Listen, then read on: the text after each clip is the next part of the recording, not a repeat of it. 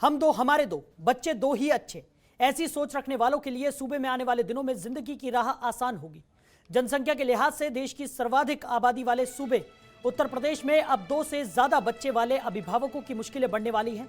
राज्य विधि आयोग ने प्रदेश में जनसंख्या नियंत्रण के लिए कानून का मसौदा बनाना शुरू कर दिया है। आयोग फिलहाल राजस्थान और मध्य प्रदेश समेत कुछ अन्य राज्यों में लागू कानूनों के साथ सामाजिक परिस्थितियों सहित कई बिंदुओं पर अध्ययन कर रहा है। जल्द वो अपना मसौदा तैयार कर राज्य सरकार को सौंपेगा।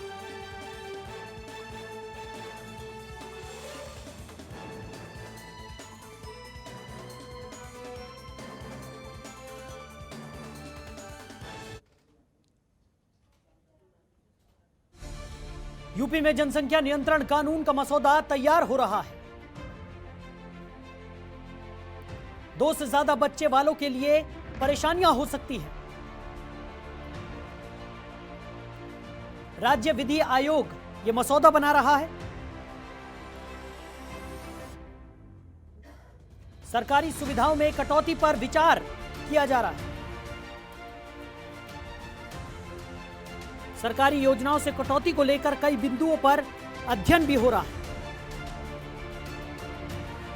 सुविधाओं में कितनी कटौती की जाए, इस पर मंथन किया जा रहा है।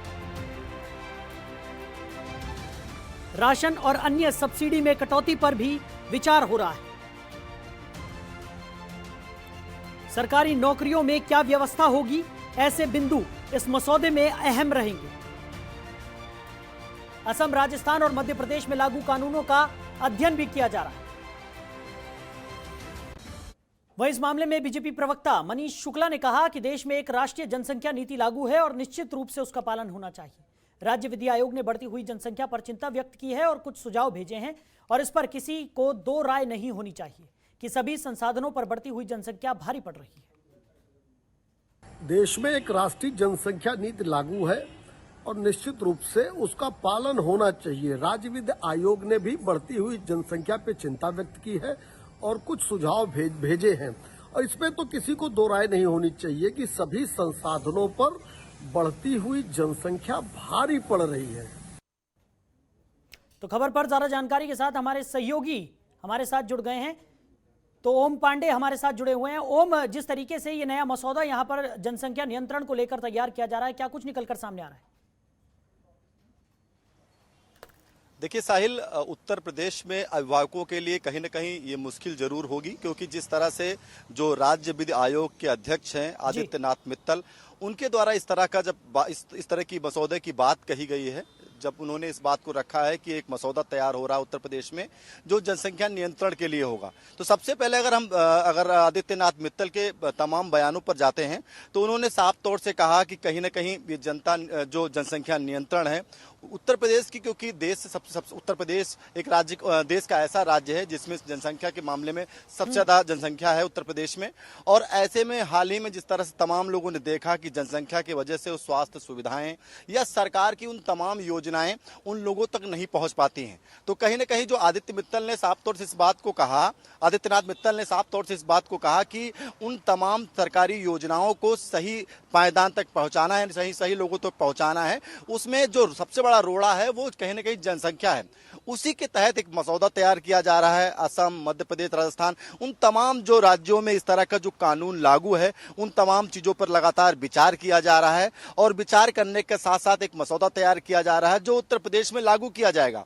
सबसे अहम बात यह है कि जिस तरह से इसमें कड़ाई की बात कही जाए तो इसमें कड़ाई का से अनुपालन कराने के तमाम जो नियम कानून कायदे हैं उनको भी शामिल करने की बात कही जा रही है। और सबसे अहम बात जो लगातार विपक्ष एक मुद्दा इस कानून को लेकर के जरूर बनाएगा और लगातार मुद्दा उठना शुरू हो गया है, क्योंकि वो कहीं ना कहीं इस मुद्दे जो ये मसौदा है इसको लेकर के राजनीतिक जो पेच है वो जरूर फंसाने की बात कहेगा। लेकिन अगर आदित्यनाथ मित्तल के बयानों पर हम ध्यान देते हैं तो उन्होंने साफ तौर से कहा कि किसी जाति समीकरण के आधार पर या किसी राजनीतिक समीकरण पर इसको ध्यान न देते हुए उन तमाम सभी लोगों को उत्तर प्रदेश की जो जनसंख्या है उनको इसमें लाभ कैसे पहुंचे, इस इस तरह से राज्य विधि आयोग काम कर रहा है जी। और जल्द से जल्द इस मसौदे को तैयार किया जा रहा है, जिसमें सरकार की चाहे राशन कार्ड की बात कही जाए, सरकारी जो नौकरी होती है उसमें सुविधाओं की बात कही जाए, जी। सब्सिडी की बात कही जाए, क्योंकि हाल ही में स्वास्थ्य व्यवस्थाओं के साथ साथ उन तमाम ऐसी चीजें हैं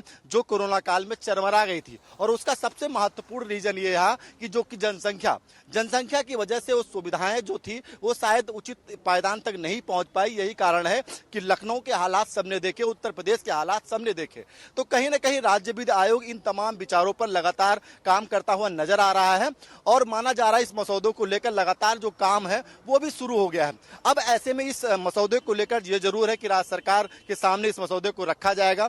इसमें लगातार इस बात की भी विचार किया जा रहा है कि आखिर इसमें सामाजिक दृष्टिकोण से क्या लाभ होने वाले हैं, राजनीतिक सामाजिक दृष्टिकोण से क्या फायदे होने वाले हैं, क्या नुकसान होने वाले हैं और किस तरह से इस कानून को सख्त लागू किया जाए, जिससे कि जो दो बच्चों की जो अभिभावकों के लिए 2 बच्चों का प्रावधान है और सबसे बड़ी बात जिनके पास इसकी जनसंख्या ज्यादा है उनको किस तरह से रखा जाए और जो ऐसे जो नियमों का पालन करते हैं उनको क्या लाभ दिया जाए। इन तमाम विषयों पर लगातार साहिल चर्चा चल रही है। लगातार मसौदे तैयार करने के साथ साथ उन तमाम विषयों पर विचार किया जा रहा है।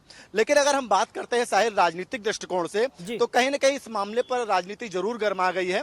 एक तरफ जहां बीजेपी के प्रवक्ता ने इस बात को स्वागत किया है, तो वहीं कांग्रेस के प्रवक्ता अंशु ने जो प्रवक्ता हैं उन्होंने साफ तौर से इस बात को लेकर कहा कि ऐसा मसौदा है जिस पर चर्चा होनी चाहिए, लंबी चर्चा होनी चाहिए, विचार होना चाहिए, क्योंकि सबसे महत्वपूर्ण सभी की नजर 2022 के चुनाव के दृष्टिगत रखी जा रही है।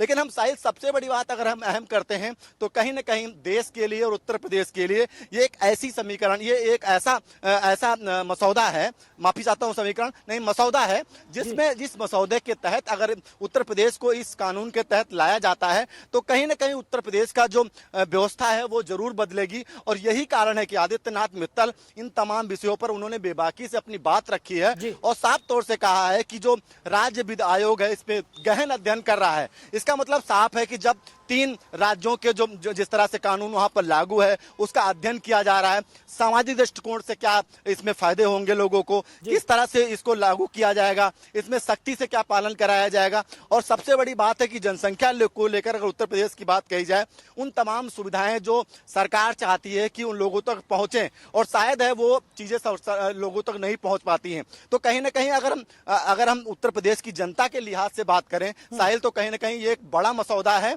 और बड़ा कानून है। अगर राज्य सरकार इसको कहीं ना कहीं अमली जामा पहनाती है तो उत्तर प्रदेश के लिए एक बड़ा फायदा होने वाला है। लेकिन अब ऐसे में देखने वाली बात यह साहिल है क्योंकि 2022 का चुनाव है और जो राजनीतिक पार्टियां हैं वो अपने चश्मे से जरूर इस मसौदे को देखेंगी। ऐसे में ये माना जा रहा है कि जैसे ही इस मसौदे पर लगातार जो चर्चा है वो की जा रही है तो लगातार जो राजनीतिक नेता हैं वो अपने अपने चश्मे से इस मसौदे को देख रहे हैं। अब ऐसे में ये देखने वाली बात ये होगी कि आखिर ये मसौदा कब जो अमली जामा कब पहना जाता है, कब इसको जो है लाया जाता है। लेकिन उत्तर प्रदेश के लिहाज से अगर हम बात करते हैं, क्योंकि सभी ने इस मामले को देखा है, सभी ने इस बात को जाना है कि अगर जनसंख्या को रोकेंगे तभी विकास की जो परिपाटी है, जो अमली जामा है विकास का, उस पर हम आगे कदम बढ़ा सकते हैं। और उत्तर प्रदेश में अगर अमली जामा पहनाना है तो जनसंख्या एक ऐसी चीज है जिसको नियंत्रण करना जरूरी है। साहिल जी, चलिए ओम, हमारे साथ जुड़ने के लिए तमाम जानकारी के लिए आपका बहुत शुक्रिया। खबरों के निष्पक्ष विश्लेषण के लिए सब्सक्राइब करें Jantantra TV and press the bell icon. Never miss any update.